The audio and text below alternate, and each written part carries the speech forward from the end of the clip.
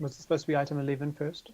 Oh, have I jumped? Sorry, I jumped. I was reading the run sheet across. Sorry, item 11.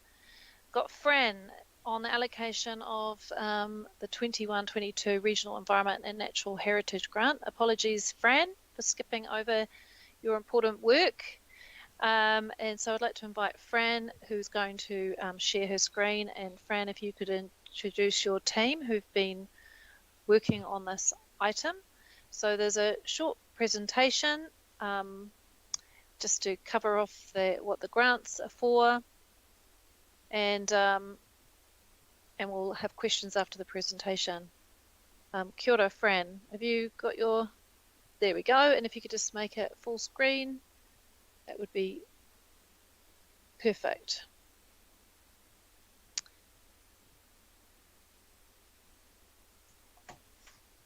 Kia ora koutou. Thank you for your time today. I believe Rachel Kelleher may be online, but unfortunately this is kind of coincided with school pickup, and also have Craig Pratt and Jane O'Hagan available to answer any questions. Do have a short presentation just providing an overview to the grant program. So the Regional Environment and Natural Heritage Grant Program is Council's regional fund focused on the protection, restoration and enhancement of Auckland's environment, with a focus on regional initiatives for natural heritage and sustainability. There are 4 grant program outcomes on sustainable living, conservation, healthy waters and kaitiakitanga. In terms of the grant process, we've been through applications for this current round were accepted between July and the end of August. They have been assessed by council staff, and we have a variety of funding recommendations for you to consider today. Following the allocation of grants, grant recipients will have 12 months over which time they will complete the mahi and then report back to council in February 2023, providing confirmation of how the money was spent and the outcomes that their projects have achieved.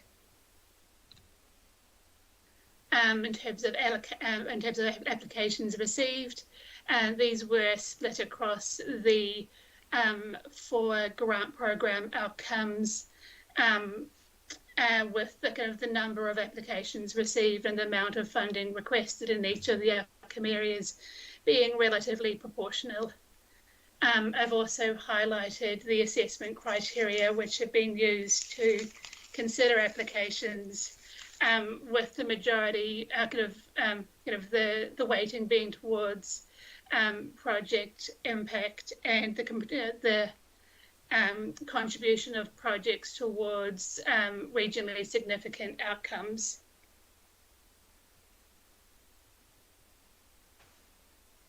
In terms of the recommendations for approval, these are focused on the conservation, sustainable living and kaitiakitanga outcomes. There is lower allocation proportionally in the healthy waters outcome, with this due to a relatively lower contribution of those applications towards regionally significant outcomes.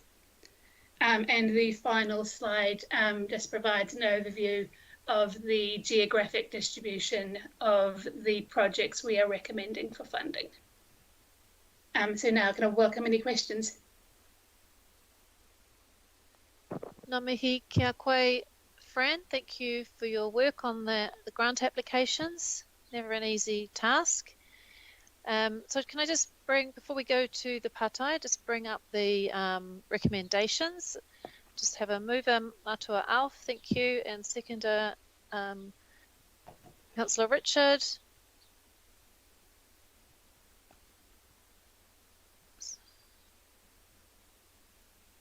Okay, well, I think we, Sorry, I can't see the screen, Madam Chair. yeah, we're just waiting for it to come up. Okay, well, if we're having problems bringing it up, maybe we'll just move into questions. It's the, nothing has changed from the recommendations that are on the agenda. So you should all have that, the list of recipients. Here we go. Thank you. Just confirming it's been moved and seconded. So I open it up to Pātai. Kia ora, Member Wilson.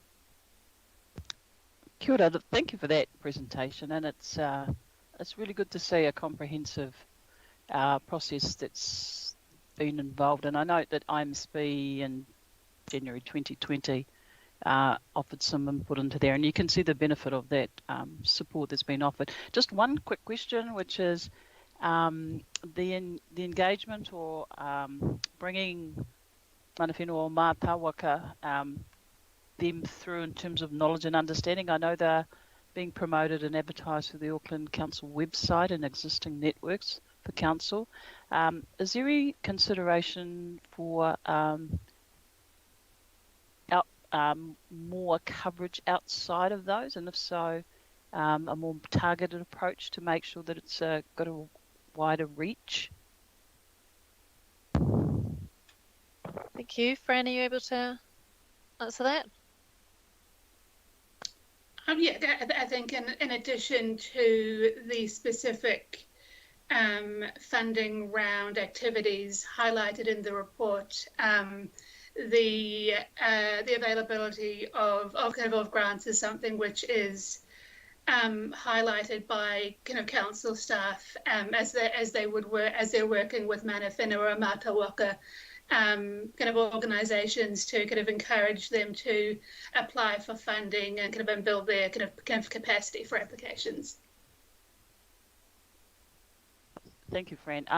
That is great, and it's a really key way. But pre the funding closing date or the grants that are offered, be really good to see a more structured approach to ensuring that mana whenua and mātāwaka have the opportunities for this funding.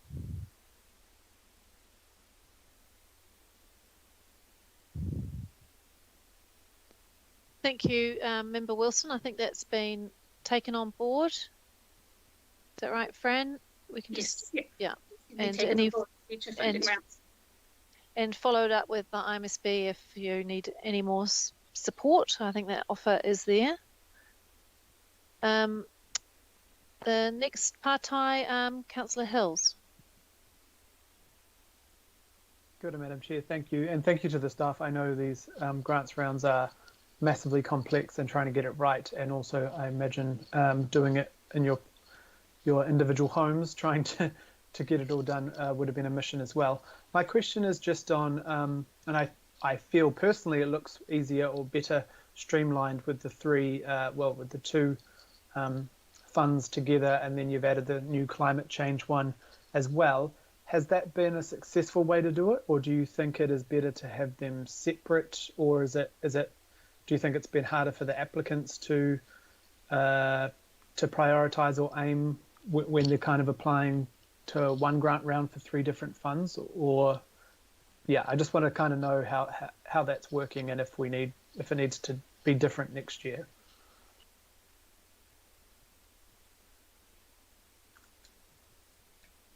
I think there are kind of benefits to having a combined funding round, as well as separating the different outcome streams into a kind of a standalone kind of conservation and climate action fund, and as a future plan for development of the climate action fund is developed, kind of whether that is under an umbrella fund or separated out into kind of two or more standalone funds, that will be something that is considered and brought back to committee. Okay, awesome. Yeah, I'd love to know the insights maybe from not only staff but the applicants on how that was, because I think it kind of makes sense with staff time and probably money to to actually put out the money to be doing it all at once. But I don't know if that works for everyone. And just my last comment, thanks so much for the regional spread, especially to the south, which sometimes has been a lacking on the bar graphs. So we've got a really good spread there. So thank you very much for that. And yeah, just fantastic to see this, these funds, which obviously are used by communities to do far more than the fund itself. That's my last comment, sneaky, but thank you, Chair. Kia ora, all good to add your comment on there. Councillor Alf, would you like to speak as the mover? Aye. Kia ora, Pippa. Look, I was just typing it in the side box to say yes. Pippa, the reason I wanted to move this or even second the fund committee has, and we recognise that in the last term, and this is why, as Councillor Hills has said, this is the fun part for us because we get to see what can happen with the monies we have. So Francis, to you and your team, thank you so much, and I'm just going to leave it at that. I just wanted to sort of acknowledge all the fun things that we do with our community, which is so important in the times that we're all going through now. Kia ora. Ngā mihi matua, I think that's a really good point to make. And so much good stuff going on with these grants. I just wanted to check, members, does anybody need the screen to be scrolled down to go through the whole list, or has everybody been able to see it on their Nexus? Just in case, I think we're all good.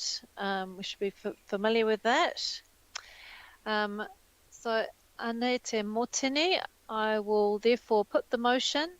All those in favour? Say aye. Aye. Aye. To the contrary? Ko mana, carried. Thank you.